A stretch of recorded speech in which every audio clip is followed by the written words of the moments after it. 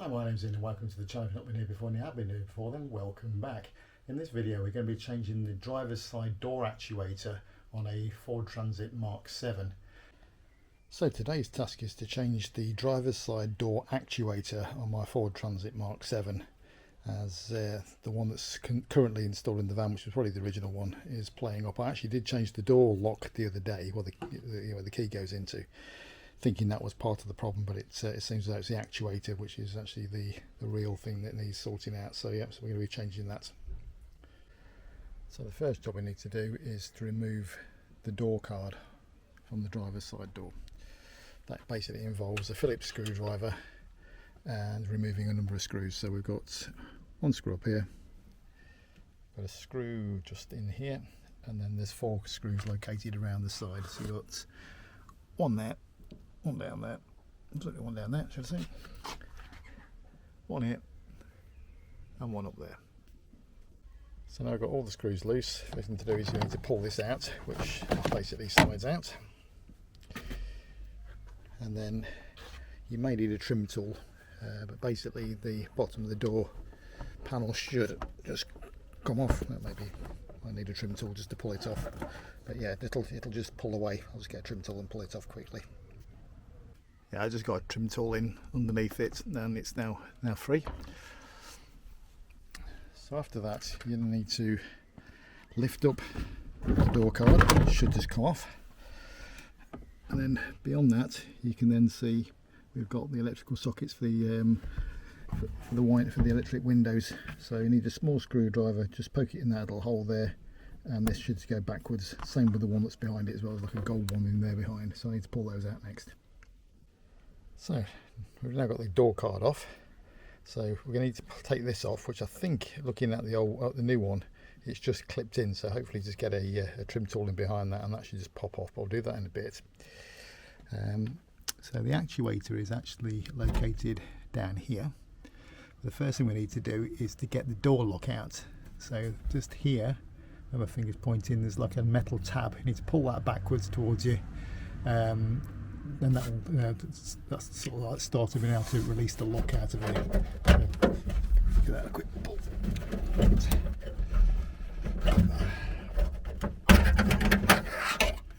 So basically, like where's the thing? Yeah, it's like a horseshoe shaped piece of metal, should I say? And that just holds the lock in place. So I'll put that somewhere safe. So the next thing we need to do is we need to get the key in the lock and turn it to the right, and then with a screwdriver, where my finger's pointing, there's like a tab that sticks out. I need to then push that in and then turn the lock back to the left, and that should then release the barrel of the key barrel. So basically that's the barrel now out. So when you turn the key to the right, you need to be able to push this piece of metal in here that's just behind that section, and whilst it's pushed in is then turn the key back to the left and the barrel will then come out.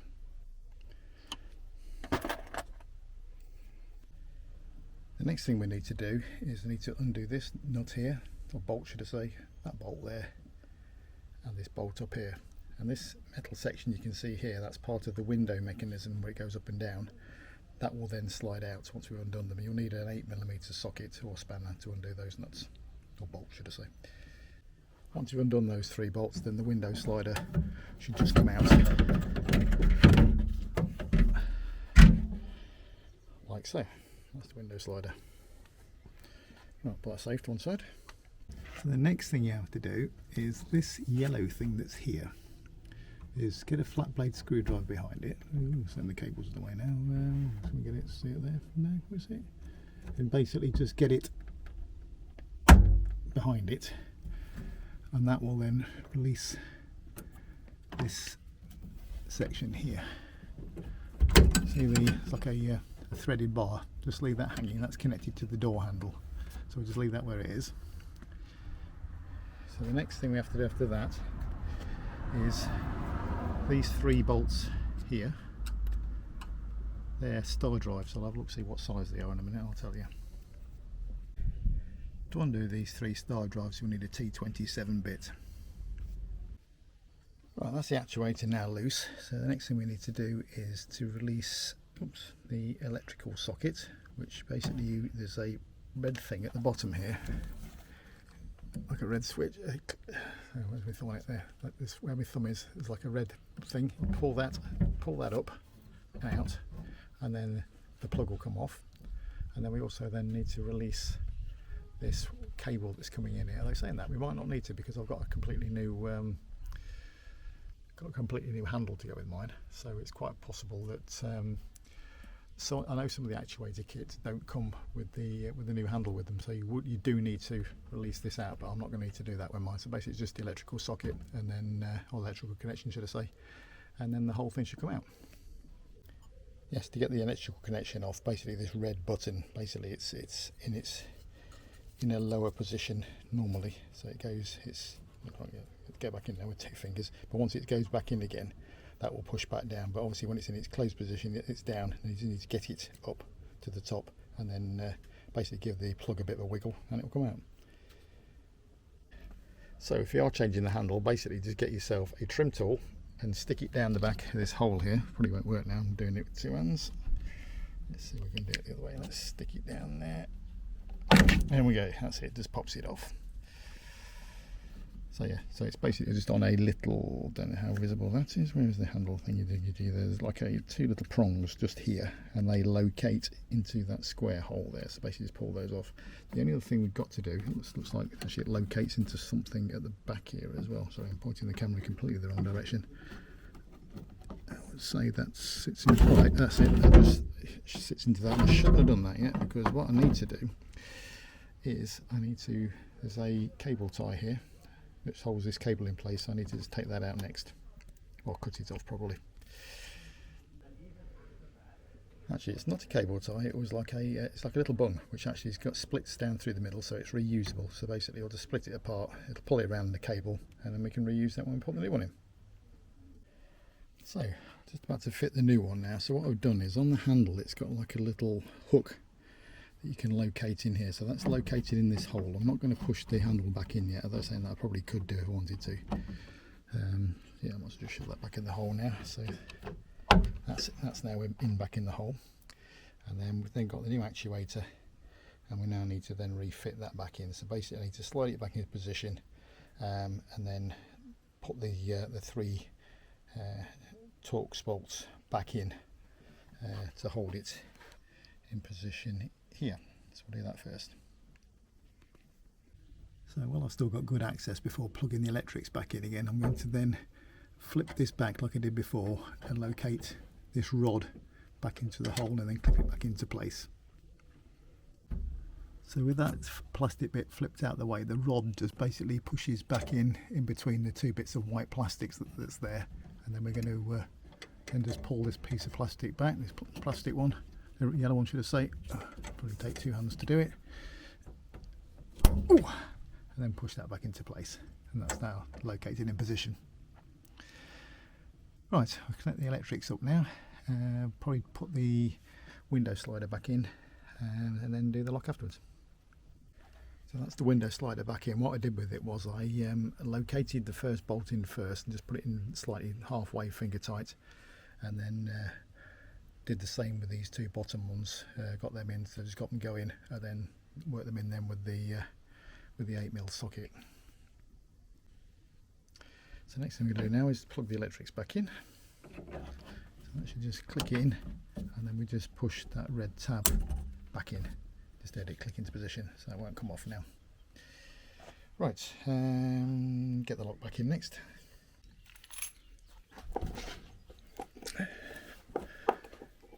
So to get the lock back in, we need to basically put it in probably in that way. So basically this tab here, which I'll show you how that works in a minute, is pointed off to more or less sort of like at probably 1 o'clock on a or 11 o'clock eventually, where you're looking at a clock on there, and then locates in. Then you need to turn the key, keep the key turned to the right, then release it back to the middle, and it will pop out. So if I just turn the key back to the middle,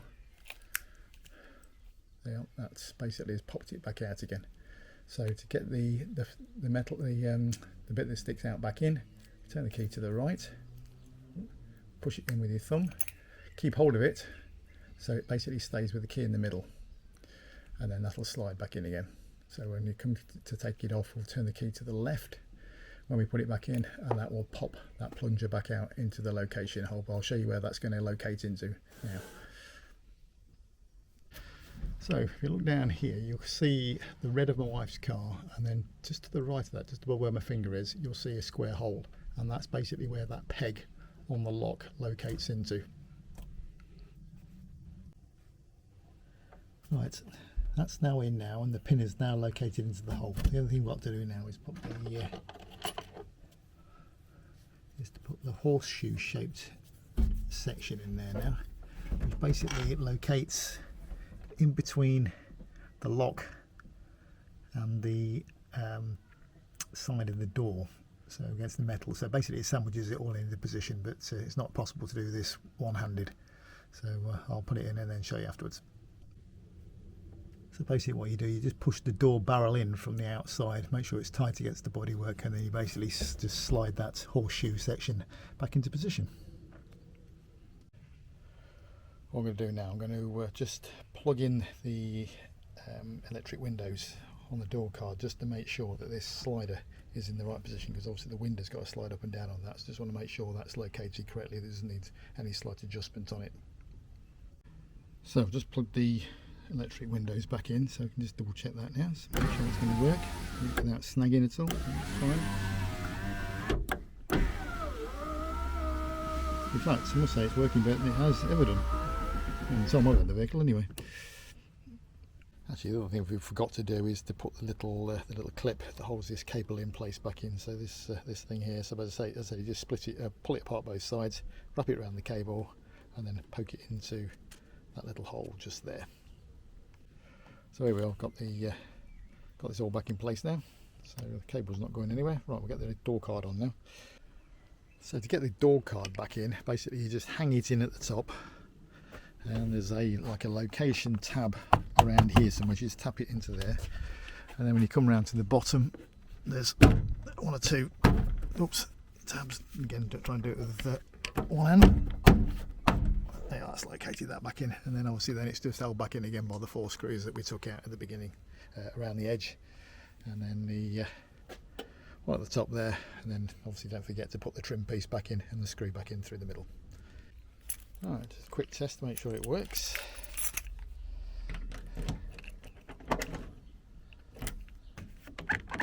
And now unlocked, should I say. Unlocked, that's for the driver's door to be unlocked. And then do it again, and that should unlock the back. So, double check that. Yep. Right, hopefully that's going to sort out the problem that we've been having with it. So that's the door lock now changed, because that's a new one, and the actuator as well, so fingers crossed we're all sorted. Well, I hope the video was of interest if you're trying to tackle that job yourself, and if you've got any questions regarding the installation of that, please don't hesitate to contact me. It'd be great if you could like and subscribe to the channel, and I'll see you again in the next one. Cheers.